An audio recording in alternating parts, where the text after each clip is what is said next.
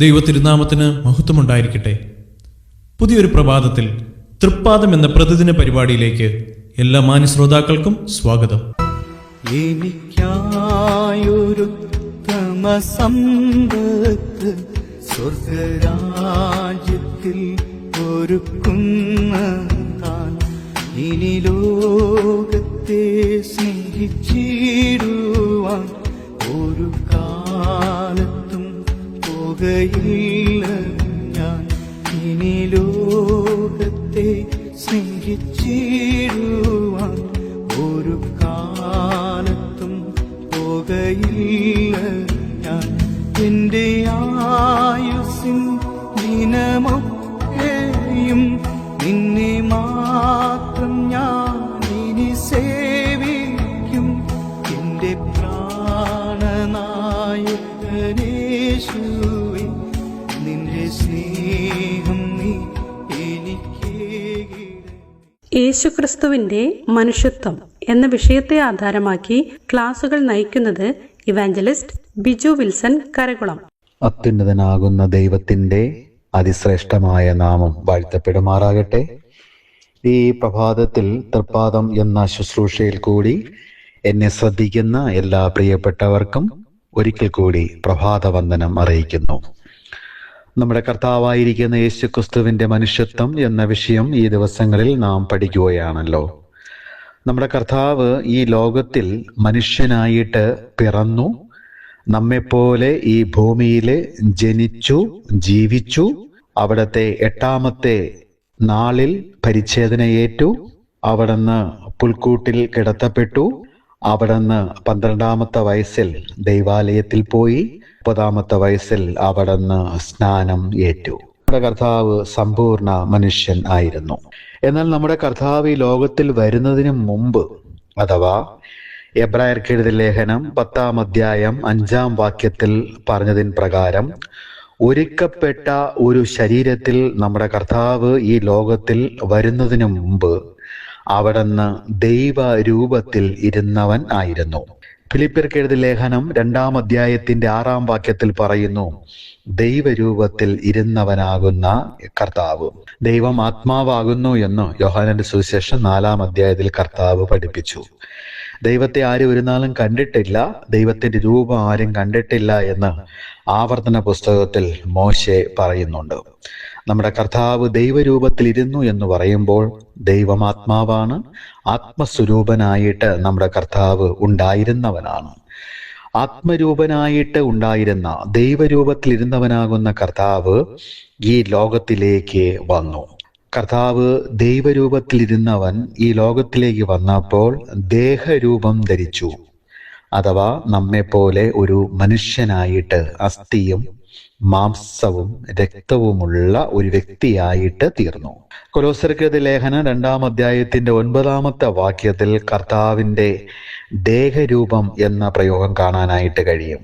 ഫിലിപ്പിയർക്ക് എഴുതിയ ലേഖനം 2-ാം അധ്യായത്തിന്റെ 7-ാമത്തെ വാക്യത്തിൽ അവിടുന്ന് ദാസരൂപമെടുത്തു എന്നും പറഞ്ഞിരിക്കുന്നു.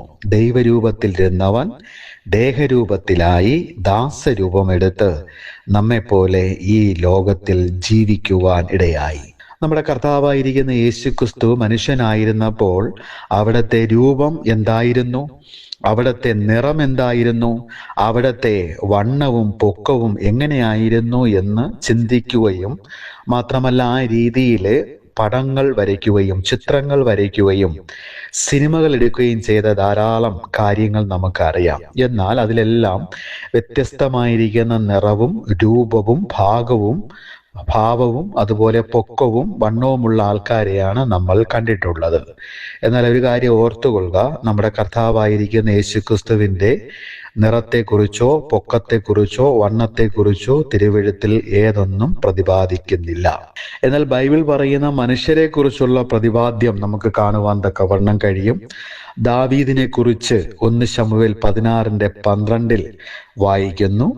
ഉൽപ്പത്തി പുസ്തകം 39:7 യോസഫിനെ കുറിച്ച് പ്രതിപാദിക്കുന്നു. ശൂലേംകാരി എങ്ങനെയുള്ള വ്യക്തിയായിരുന്നു എന്ന് ഉത്തമഗീതം 1:6 പറയുന്നു.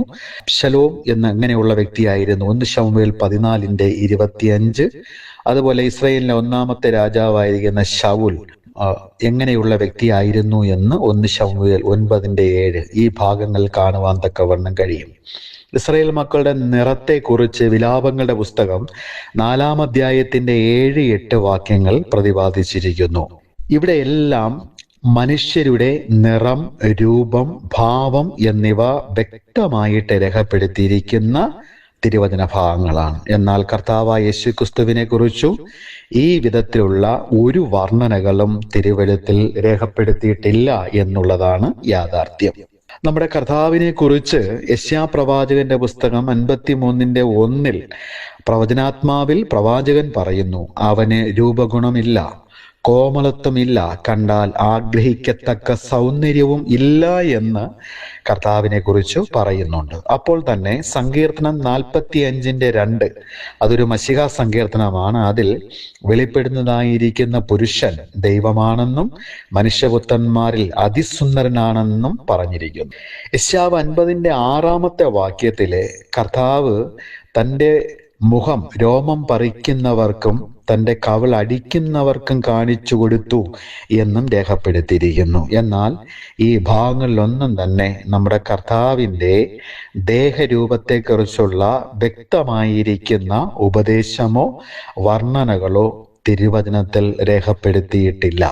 ഇന്ന് നമ്മൾ യേശുക്രിസ്തുവിനെ കുറിച്ച് മനസ്സിലാക്കുന്നതായിരിക്കുന്ന രൂപങ്ങളും ഭാവങ്ങളും എല്ലാം തന്നെ മനുഷ്യന്റെ ഉള്ളത്തിൽ നിന്നും വന്നതായിരിക്കുന്ന നിഗമനങ്ങളാണ്.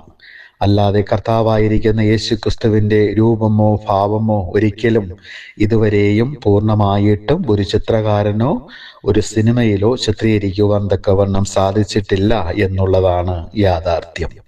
എന്നാൽ കർത്താവ് യേശുക്രിസ്തുവിന് ഒരു ദേഹരൂപം ഉണ്ടായിരുന്നു എന്നുള്ളത് സത്യമാണ്.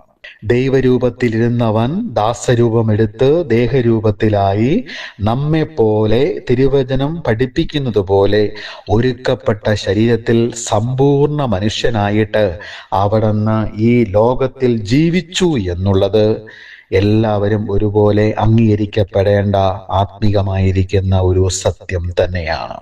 നമ്മുടെ കർത്താവായിരിക്കുന്ന യേശുക്രിസ്തുവിനെ കുറിച്ച് അവിടുന്ന് ഈ ലോകത്തിലായിരുന്നപ്പോൾ യഹൂദന്മാരുടെ രൂപത്തിലായിരുന്നു. അഥവാ യഹൂദന്മാരെ പോലെ വസ്ത്രം ധരിച്ച് നീ ഒരു യഹൂദൻ എന്ന് പറയത്തക്കവണ്ണം അവിടുത്തെ രൂപം ആ രീതിയിലായിരുന്നു എന്ന് യോഹന്നാന്റെ സുവിശേഷം 4-ാം അധ്യായത്തിന്റെ 9-ാം വാക്യത്തിൽ പറയുന്നു. ശമര്യാസ്ത്രീ പറയുന്നു, നീ ഒരു യഹൂദനല്ലേ.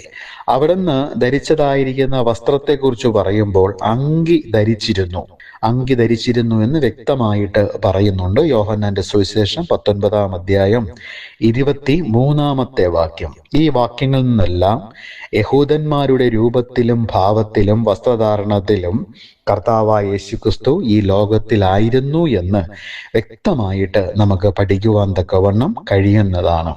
നമ്മുടെ കർത്താവിനെ കുറിച്ച് പൂർണ്ണമായിരിക്കുന്ന ഒരു ദേഹരൂപത്തിന്റെ വർണ്ണനയോ അല്ലെങ്കിൽ മുഖസൗന്ദര്യത്തെക്കുറിച്ചോ നമുക്ക് കൂടുതലായിട്ട് ഒന്നും അറിയുവാൻ തക്കവണ്ണം പാടുള്ളതല്ല. എന്നാൽ നമ്മുടെ കർത്താവ് ഇനിയും വരുന്ന സമയത്ത് നമ്മുടെ കർത്താവ് മേഘാരൂഢനായിട്ട് വരും. നമ്മുടെ കർത്താവിനെ നമ്മൾ മുഖാമുഖം കാണും. അന്ന് അതിശയ വിഷയമായി കർത്താവ് ഈ ലോകത്തിൽ വരും. തെസ്സലോനിക്കർക്ക് എഴുതിയ 1-ാമത്തെ ലേഖനം 1-ാം അധ്യായത്തിന്റെ 9-ാം വാക്യത്തിൽ അതിശയ വിഷയമായി നമ്മുടെ കർത്താവ് ഈ ലോകത്തിൽ വരുവാൻ തക്കവണ്ണം പോകുന്നു. നമ്മുടെ കർത്താവിന്റെ വരവിനായിട്ട് ഒരുങ്ങാം. അന്ന് നമുക്ക് കർത്താവിന്റെ രൂപവും ഭാവവും നേരിട്ട് കണ്ട് കർത്താവിന്റെ മുമ്പാകെ കുമ്പിട്ട് നമസ്കരിക്കുവാൻ തക്കവണ്ണം ഇടയായിത്തീരും. അതുവരെയും നമ്മുടെ കർത്താവായിരിക്കുന്ന യേശുക്രിസ്തുവിനെ കുറിച്ചു തിരുവചനത്തിൽ പറയുന്നതായിരിക്കുന്ന കാര്യങ്ങൾ ശരിയായി പഠിക്കുവാനും ഉൾക്കൊള്ളുവാനും ഈ പ്രഭാതത്തിൽ വീണ്ടും ദൈവമാകുന്ന കർത്താവ് നമുക്കെല്ലാവർക്കും കൃപ നൽകട്ടെ. ഈ പ്രഭാതത്തിൽ എല്ലാ പ്രിയപ്പെട്ടവരെയും ദൈവമാകുന്ന കർത്താവ് അനുഗ്രഹിക്കട്ടെ. കർത്താവിൻ്റെ ശ്രേഷ്ഠമായ നാമം വാഴ്ത്തപ്പെടുമാറാകട്ടെ. ആമേൻ.